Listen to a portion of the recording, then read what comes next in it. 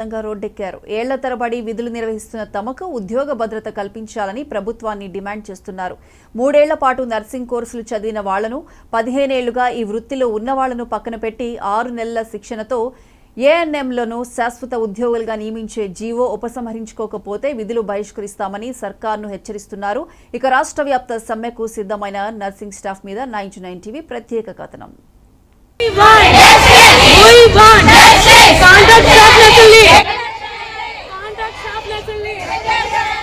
వైద్యో నారాయణో హరి అంటారు. దేవుడితో సమానమైన వాడు వైద్యుడు అంటారు.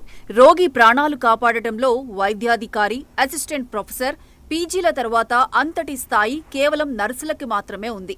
డాక్టర్లతో సమానంగా వృత్తిలో ఏళ్ల తరబడి శిక్షణతో పాటు అనుభవం సాధించి రోగిని అనుక్షణం కంటికి రెప్పలా చూసేది నర్సులు మాత్రమే. ఇంజెక్షన్లు మొదలు మందుల దాకా సమయానుకూలంగా అందిస్తూ పేషెంట్లో మనోధైర్యం నింపే అద్భుతమైన పాత్ర నర్సులది. అయితే అటువంటి నర్సులకు ఉద్యోగ భద్రత లేకుండా పోయింది. ఏళ్ల తరబడి విధులు నిర్వహిస్తున్న వీళ్లను ప్రభుత్వం తాత్కాలిక ఉద్యోగులుగానే చూడటం వీళ్ల భవిష్యత్తును ప్రశ్నార్థకం చేస్తోంది.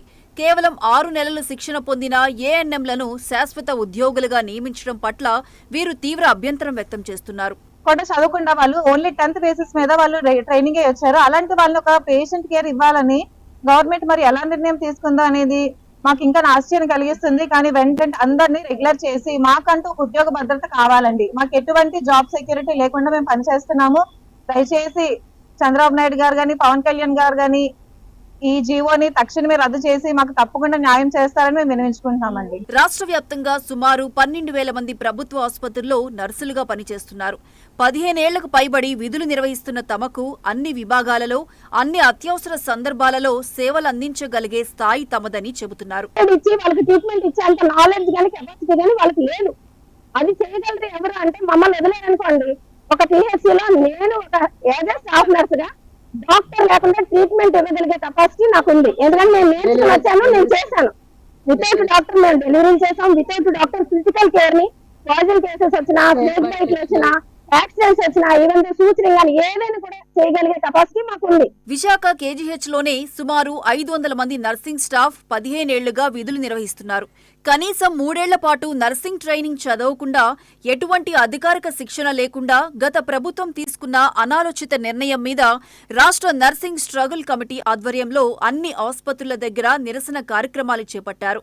ప్రభుత్వం జీవో 115ను రద్దు చేయాలంటూ రాష్ట్ర వ్యాప్తంగా నర్సింగ్ సిబ్బంది డిమాండ్ చేస్తున్నారు. జీవో వచ్చిందో జీవో నంబర్ 115 తక్షణమే అది వెనక్కి తీసుకోవాల్సిందిగా ప్రభుత్వానికి విజ్ఞప్తి చేస్తున్నామండి. ఎందుకంటే మేము కోవిడ్ లో ఎంతో సర్వీసెస్ చేశామండి. మా క్వాలిఫికేషన్ కి తగ్గట్టు మాకున్న స్కిల్స్ కి ఏఎన్ఎం తో కంపేర్ చేస్తే వాళ్ళకి ఎటువంటి స్కిల్స్ లేవండి. అంటే ఒక పేషెంట్ కి ఎలాంటి కేర్ ఇవ్వాలి అనేది మాకు తెలిసినంత నాలెడ్జ్ కూడా మినిమం నాలెడ్జ్ వాళ్ళకి లేకుండా మరి వాళ్ళని ఒక ఏఎన్ఎం టు జిఎన్ఎం వాళ్ళని రెగ్యులర్ పోస్ట్ ఎలా పెట్టాలని గవర్నమెంట్ నిర్ణయం తీసుకుందో దయచేసి ఏదైతే 115 జీవో ఉందో ఆ జీవోని వెంటనే తక్షణమే వెనక్కి తీసుకొని కాంట్రాక్ట్ ఆల్రెడీ 15 సంవత్సరాల నుంచి కాంట్రాక్ట్ లో సర్వీసెస్ చేస్తున్న ప్రతి ఒక్కరికి న్యాయం చేయాలని గవర్నమెంట్ ని విన్నవించుకుంటున్నామండి. మేము జిఎన్ఎం, బిఎస్సి, ఎంఎస్సీ నర్సింగ్ చేసిన వాళ్ళకున్న స్కిల్స్ ఏఎన్ఎం టు జిఎన్ఎం వచ్చిన వాళ్ళకి ఎవరికి లేవండి. ప్రస్తుతం తమ డిమాండ్లను నెరవేర్చకపోతే రాష్ట్ర వ్యాప్తంగా విధులు బహిష్కరించి ఆందోళన చేస్తామని ప్రభుత్వాన్ని హెచ్చరిస్తున్నారు.